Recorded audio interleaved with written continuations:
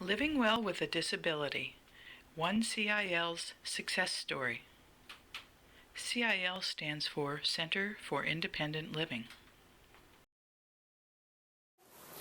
I'm Audrey Schremer-Phillip, the Executive Director at Three Rivers Center for Independent Living, and we serve what we refer to as Central Northeast Kansas.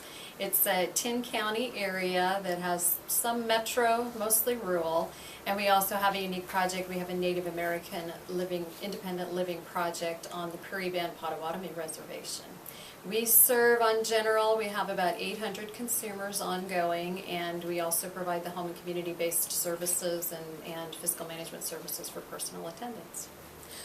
One of the ways that we've used evidence-based research was when we decided to do our Living Well with Disability classes. We had heard a lot about them. We looked into the research and thought that there was a really effective tool to use with consumers, which made us excited to try the project, and for a multitude of reasons.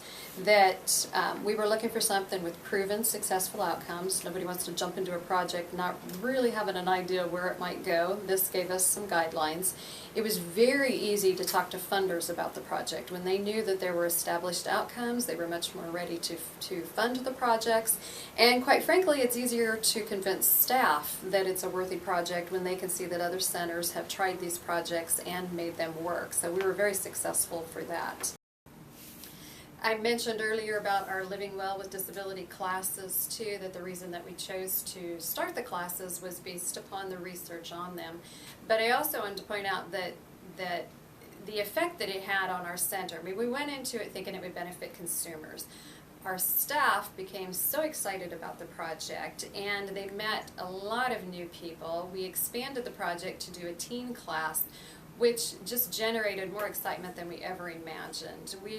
Even though we cover a large area, we don't get much funding, so we have very small staff. We can't do the kind of outreach that we'd like to. And these Living Well classes offered us an opportunity to address teens as a group, to contact them. We built new relationships with the special education districts. And we actually had the opportunity for the youth to come into our office and attend the classes, where then they were surrounded by staff here, people with disabilities who could mentor them. And it just generated an excitement beyond what we imagined. And the research, the follow-up surveys from the students really surprised us. The staff and the students both noted a big leap in their decision-making ability. One of the areas that surprised us too, although probably shouldn't have from the research, was talking about issues fears, emotions, and particularly with our Native American project, where we know that the suicide rate is so high among Native Americans. The youth started a big conversation on end-of-life issues and fear of death. And worked through those, and through all the classes they were able to rate their abilities to manage their emotions as much better at the end of the project than going into the project. And that was just really surprising to us and very powerful, and that was very good information to share with our legislators, which is another great way to use evidence-based research.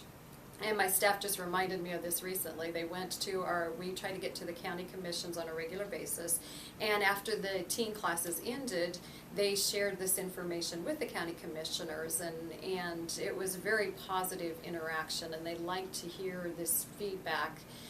It's great to have success stories, it's great to have the feel-good stories, but when you can show a measurable positive impact from something, it goes further, and it makes them think that you can repeat the success, which will help you when it comes to funding, when it comes to being able to start new projects or develop new relationships. So that may be one of the best outcomes that we have gotten from all of this, is maybe a little bit more credibility with individuals. It's not just, oh yeah, you do great work. Oh yeah, you do great work because of this, and we know you can continue to do great work because of what you've been doing. So I think that's exciting to be able to have that conversation with legislators and public individuals.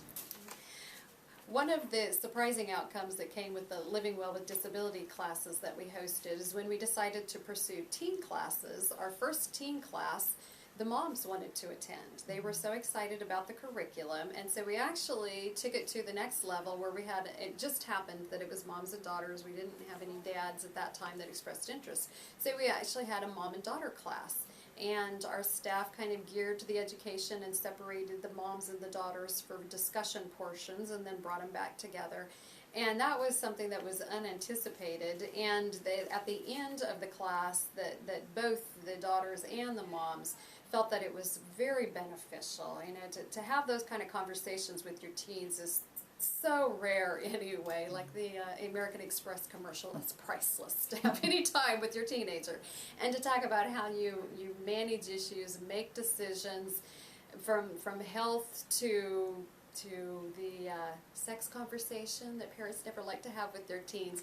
They had all those conversations as part of the class, and that was really a great experience. And several of the individuals have developed a support group and maintain in contact with each other since then. So that was unexpected, exciting, and I hope we can duplicate it, and how great it would be to have a father-son class too, or a father-daughter and mother-son class. Mm-hmm. It's great to have that mix and an exciting project. This video is a project of the Research and Training Center on Independent Living at the University of Kansas. Living Well with a Disability is a health promotion program provided in collaboration with the Kansas Department of Health and Environment Disability and Health Program, with funding from the Centers for Disease Control and Prevention. For more information about the Living Well with a Disability program in Kansas, visit www.rtcil.org/training/livingwell.shtml, or contact Research and Training Center on Independent Living, email rtcil@ku.edu, phone 785-864-4095, touchtone phone 785-864-0706, mailing address the University of Kansas, 4089 Dole Center, 1000 Sunnyside Avenue, Lawrence, Kansas 66045.